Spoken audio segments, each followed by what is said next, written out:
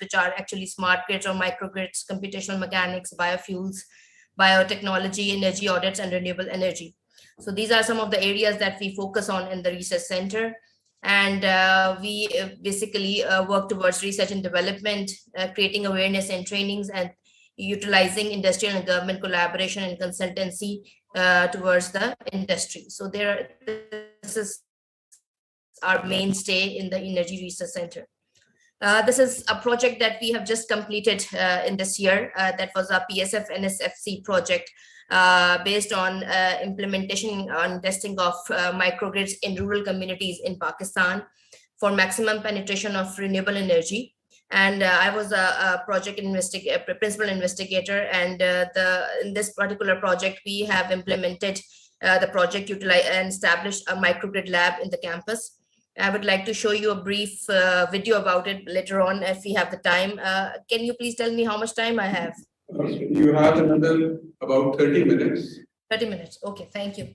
So if the time permits, I will show you a video on the project.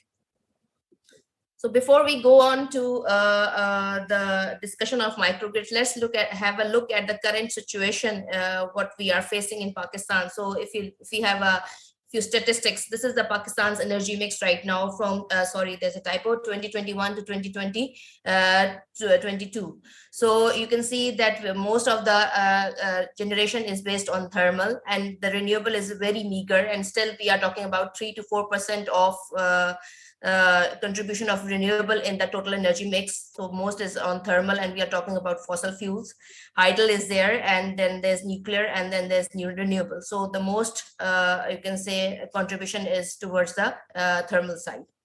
Similarly, the electricity consumption in Pakistan from 2020 to 2022, you can see there is not much change, and most of the consumption is towards the household or the residential side, whereas industry takes about 25 to 28%, and in the recent years, in 2021 to 2022, you can say it is about 28%, whereas the agriculture and commercial are about 7 to 8% or 9%.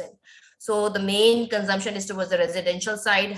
And since the industry is not much developed and not much, you can say, contributing, or rather it is actually growing but very slow pace. So what's happening is that major chunk of electricity consumption goes towards the residential side. This is the energy trilemma, that is basically a parameter which is established by World Energy Council that takes care of ranking of countries in terms of energy security, energy equity, environmental sustainability of energy systems. And if we look at Pakistan's position in this energy trilemma, it's quite poor. You can say we are just below, in the bottom 25%. And in the last year, in 2022, we have gone down again. And this is a change of 4.32% from the last year. So this is basically the ranking of Pakistan in terms of energy and as compared to other countries. And the trilemma index indicates that we have not been performing very well over here. So I would just like to skip a few points according to that and come to Pakistan's energy issues and needs. So what are the Pakistan's energy needs? As the Sustainable Development Goal 7 says, everybody has to have access to clean and affordable energy. So accessibility to energy is the prime purpose or prime objective of any, you can say, nation. And it should be affordable. It should not be out of reach of a citizen. It should be reliable, so that if it's provided in an industry, that industry should be working, if it works 24/7, round the clock and round the year. The reliability and the quality of power being provided to the industry needs to be nearly 100%. And then we are actually facing unreliability in terms of having outages in our system, in the national grid. And we have been facing these outages in the last few years. And we have recently seen one outage. And these are the blackouts which actually turn off our powers from for say more than 12 hours, or sometimes 16 to 18 hours or 20 hours. So this actually affects not only the industrial production, the commercial side of our of the consumption, as well as the residential and the agricultural side. Moreover, it makes an impact over the social fabric of the society. So we have to take care of these issues. Then there's a great talk about transmission and distribution losses. Every time we talk about electricity, we come about and we end up talking about transmission and distribution losses in our system. What to do about them? Then there's a big environmental issue. With residing in the city of Lahore, we all know about the problem of smog and fog and how it's affecting our environment. So environment is the number one, you can say, issue nowadays, and not only regionally but also globally. So we have to have clean energy to reduce the carbon footprint. And then lastly, why not use distributed energy resources within the country and then take care of our energy or electricity issues? So some of these problems that we are facing right now, they may be addressed by a number of solutions that might be local, regional, or tailor-made or customized to our problems, not taken from other countries. So one such solution is a microgrid. And microgrid is a small grid and interconnected network of loads and generation resources, and being controlled by a single controllable entity with respect to the grid. It may be connected to the national grid or the main grid, or it may not be connected to the grid. So we are talking about microgrid in the range of 2 to 3 kilowatts to over 100 megawatts. So one solution is a microgrid. Instead of going for connection with the national grid, establishing long transmission and distribution lines, taking care of those losses, bearing those very high cost of establishing those lines, and then finally providing access to energy or electricity to a remote area to this national grid. So why not go for another solution, and that could be a microgrid solution. So this is one, you can say, reference I have taken from the Homer Energy software. That is basically a hybrid optimization of multiple energy resources software. And it says that actually there are 650 microgrids being considered evenly distributed all over Pakistan. And if we can, actually this is the reference from this main software site. Maybe the true picture may be different from that. However, the solution actually could be that if we consider electrifying our communities, electrifying our major, you can say, chunks where the consumption is required, not just through the national grid, but also through microgrids. This could be one possible solution that could help a lot of problems that we are facing right now. So let's look at why we go for microgrids. So microgrids, they actually, if we see, it's actually a multi-layered system where we have the resources which we can, as you can see over here, we have multiple resources being shown there. There may be small power plants, or there may be medium-sized or large power plants, or there may be just renewable energy resources like solar, as being shown over here, and they could be offshore wind farms, they could be fossil fuel power plants, and then there's an interconnection, you can say, between all these resources and the loads and the transmission and distribution line through a central controlling entity or utility that can be a data center that will be looking after various layers of this system, which we can say is the microgrid. So these all layers are actually highly correlated with each other, and from, you can say, then coming back from, let's say, the consumer may be a prosumer generating their own and feeding into the microgrid as well. So there needs to be complete control, you can say, and communication, as well as the energy network for an efficient microgrid.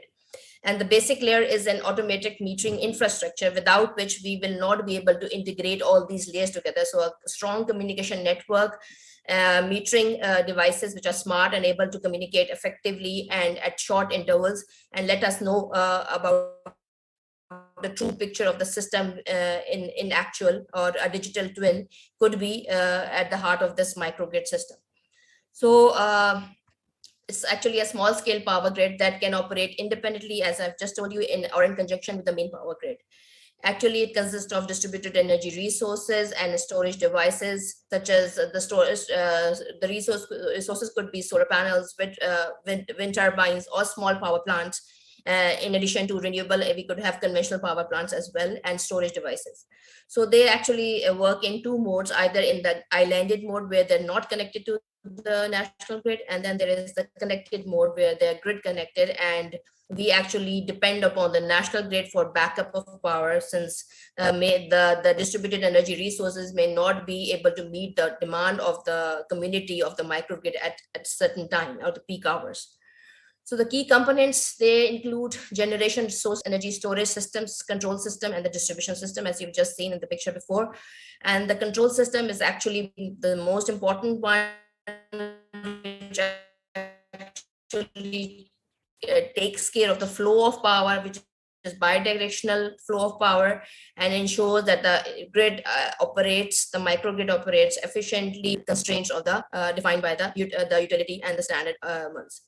So why it's becoming more popular? Why we look at the microgrids and say why should be establishing microgrids? So I skipped one slide before, and I will go back to it in a few minutes before I just go over the introduction. So we have been talking about the improving the energy resiliency and reliability. So there is a high risk of power outages. I've just told you that we have, as we all know, we have been facing these outages in the last few years. So why not go from the main centralized system to a distributed system, which is decentralized, which actually is localized at a place where the generation takes place, localized in a localized manner, and the consumption takes place there as well. So why not go for such a system instead of going for a complete huge network starting from, let's say, if we talk about Pakistan, from the north, where we have the large hydel power plants, and towards the south in our coastal areas.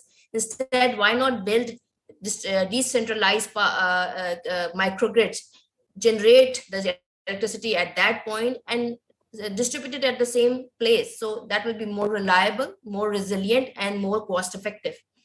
And especially for remote locations, let's say if we want to supply power to us to someone who's in a very remote village in Pakistan, whereas the national grid is far from that place. So why take the pain, or why spend so much money or capital cost on establishing a transmission line and place and connecting that remote place or remote village with this main grid? Instead, we can have a microgrid over there.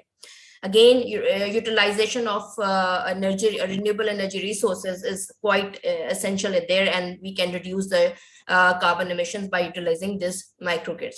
So in terms of applications, we can have microgrids not only in localized communities like military bases. We can have microgrids for us, let's say a small, a complete hospital could have a microgrid on their own.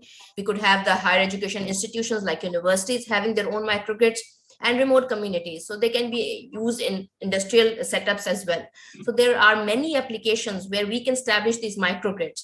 And as we all know that NEPRA has actually approved the policy of 5 megawatt in 2021 of a microgrid of about 5 megawatt to be established. So we are actually on the right track. However, there's a lot of work to be done. So there are types of microgrids. They may be grid connected. So again, if the need is critical, like in a hospital, you need to have a grid connected one so that you can have backup from the grid for stability and frequency stability, voltage control, as well as having a backup for the critical needs of the loads. So this is grid connected microgrids in other places as well. Remote places, you can have grid. We have off-grid locations where the difficulty of giving access to power in a remote location is much higher, and then having to typically rely on renewable energy. For example, in our country, we have in the north, we have very good resource of water flows or waterways where we can utilize micro hydels. In the plains or in the central part of Pakistan, we have and in the south as well, we have a very good sunlight. We could have solar PV as a renewable generation. We can have towards the south, we have a very good wind corridor. So we at various locations in Pakistan, since we have a quite diverse regional situation or geographic situation, we can have various renewable sources being incorporated with the conventional power generation resources and have established these microgrids with reference to our regional locations. We could have campus microgrids. Universities could establish their own hospital hospitals or military bases, and they have independency in that. They have their own microgrid, so that they are not reliable on the national grid. If they want backup, they can have a grid connected one. Otherwise, they can independently work out their own power issues with that independent microgrid. Excuse me.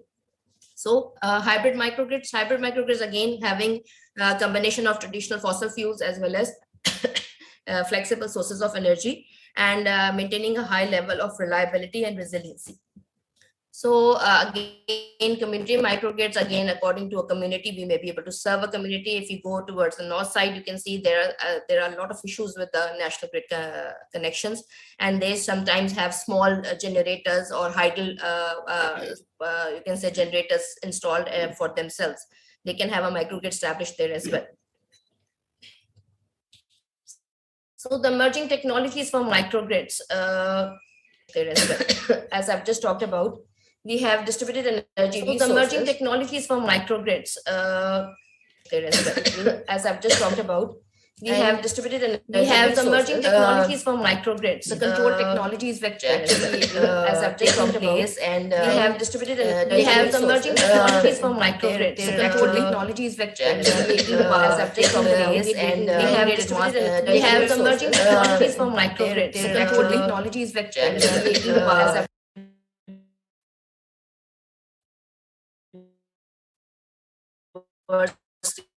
technologies are like control. So we have this and help us a lot in establishing our microgrids, making efficient utilization of this energy, distributed energy resources.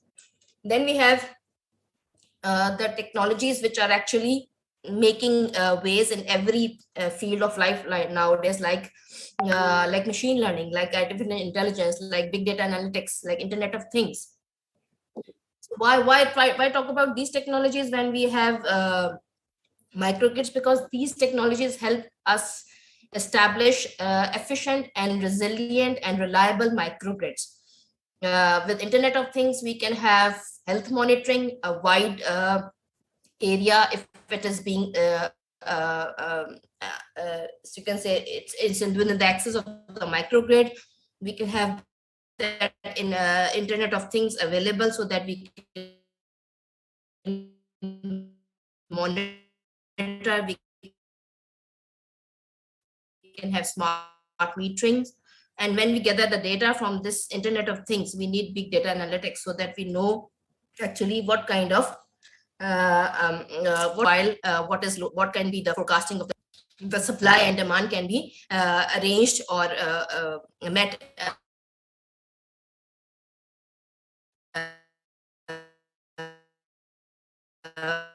accordingly.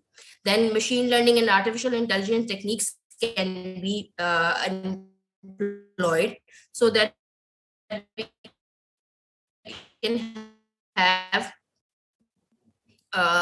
you can say a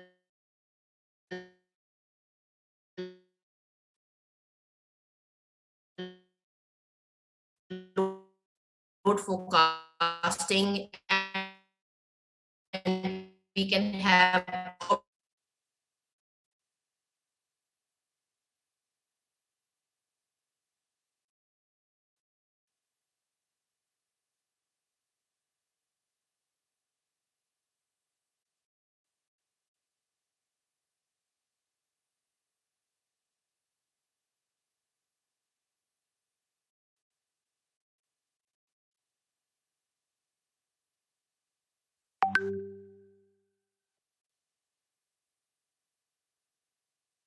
DERs we have been talking about, and why I'm talking more about distributed energy resources in the grid is because we are talking in context of Pakistan, and since I've just talked about, we have solar PV, we have wind turbines, and we may have micro hydropower plants to be incorporated within the grid, so that we can have from a small scale decentralized resources to be utilized within the grid.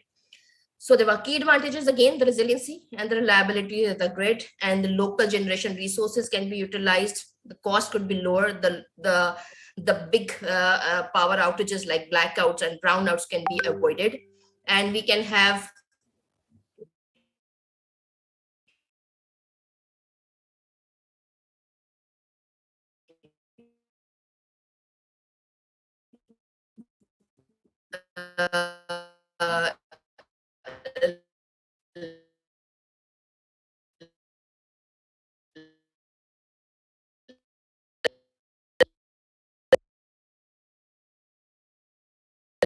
high risk of natural disasters.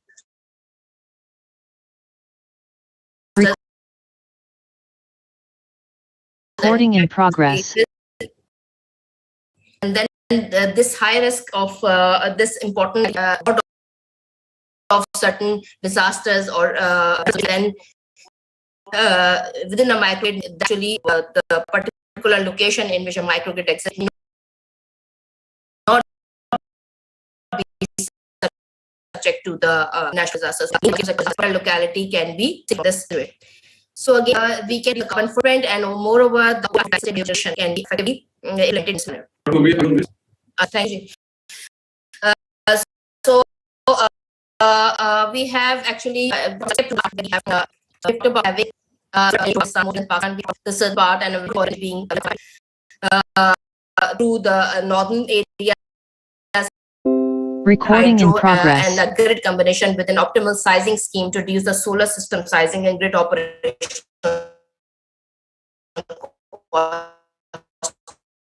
in this case. And we have utilized a Homer Pro soft configurations. It could be a simple hydro grid, or it could be solar grid, or it, let me actually